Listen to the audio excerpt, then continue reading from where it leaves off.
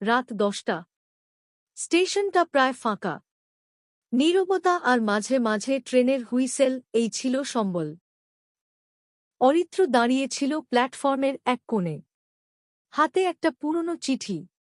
চিঠিটা লিখেছিল অনন্যা, আজ থেকে ঠিক 10 বছর আগে।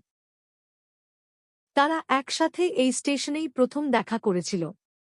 ভালোবাসা শুরু হয়েছিল ট্রেনের অপেক্ষা করতে করতেই। কিন্তু সময় সবকিছু বদলে দেয়। অনন্যা হঠাৎ করেই হারিয়ে গিয়েছিল তার জীবন থেকে, শুধু রেখে গিয়েছিল এই চিঠিটা, যদি একদিন ফিরে আসতে পারো, আমি তোমার জন্য অপেক্ষা করব, শেষ ট্রেন পর্যন্ত। আজ ঠিক 10 বছর পর অরিত্র ফিরে এসেছে। শেষ ট্রেনটা ঢুকল স্টেশনে ধীরে ধীরে। সে চেয়ে রইল। মানুষ নামছে, উঠছে। হঠাৎ করেই চোখে পড়ল অনন্যা। ঠিক যেমন ছিল, কাঁধে একটা নীল ব্যাগ, চোখে সেই চেনা দৃষ্টি।